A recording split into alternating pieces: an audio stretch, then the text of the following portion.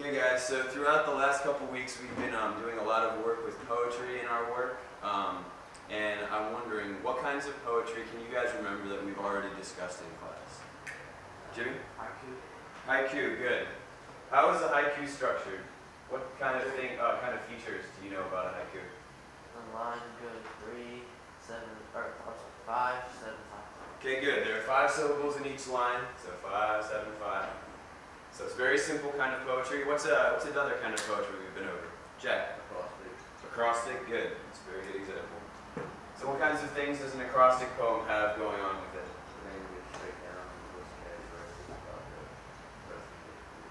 Good, so you list all of the letters down and you make characteristics of the person, place, or thing. That's an excellent point. What's another kind we've been over? What was the highwayman that we analyzed in the past? Narrative poetry, good. So what does narrative poetry do, Logan? It tells a story. Good, it tells a story about a person or a subject, and then it illustrates it through poetry and figurative language. Can somebody give me an example of figurative language we've been over all year long? What's one example that you guys have found in your books or any of those examples? A simile? What is a simile, Jack? Okay, it's a comparison of two things that are different. What's the 2 words that really make it different from a metaphor? Which 2 words could it use for a simile? Like and as. Like or as, good. Good example.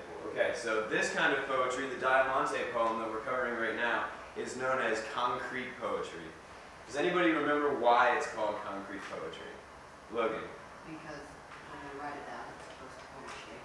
Good. It forms the shape of the thing that you're talking about. So with the name Diamante, what shape does it form?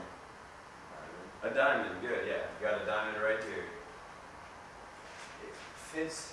There are other kinds of concrete poetry that involve, if you had a poem about football, you might make it look like this, so that it looks kind of like the shape of a football.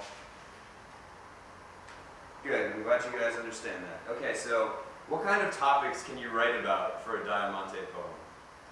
What kinds of things can you write about? People. Okay, people.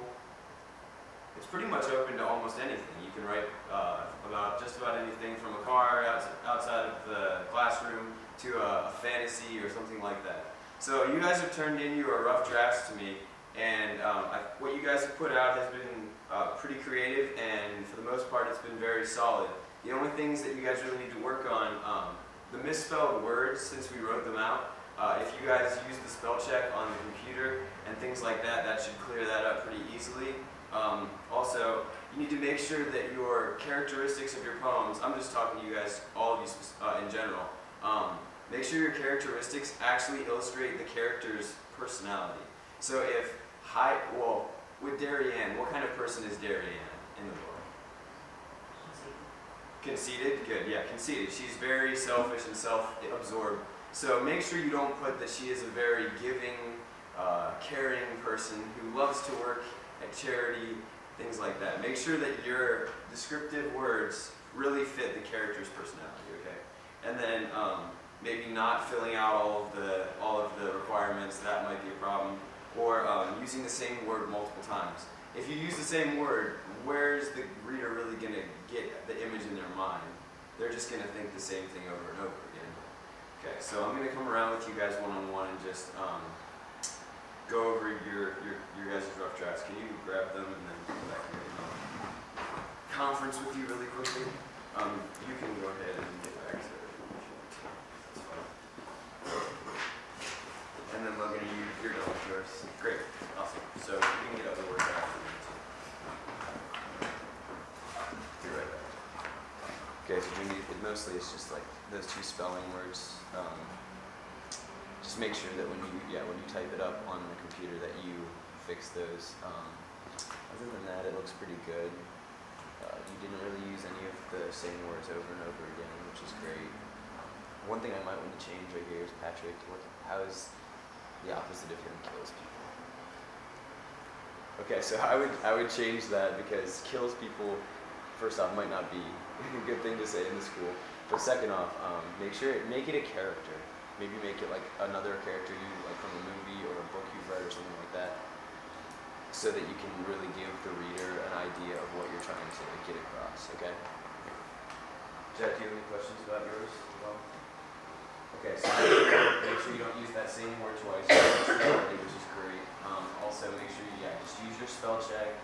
I think for the most part, it's very good. I would change this to a character, like a person that represents the opposite of the character you've chosen. Okay, good. Awesome. Yeah. You two can go ahead and type your poems. So you found words that you could. So what kind of character do you think is the opposite of Alexander? From a book you've read or something like that. Okay. Well, keep thinking. And then you're done. Good. I like especially I think one of in the bio poem you used like the word bookish and like boy and those. I like the word choices. Those are really good. So keep it up. Yeah. Like I said, overall you guys are doing a really good job with the poetry unit, and hopefully it will continue going well.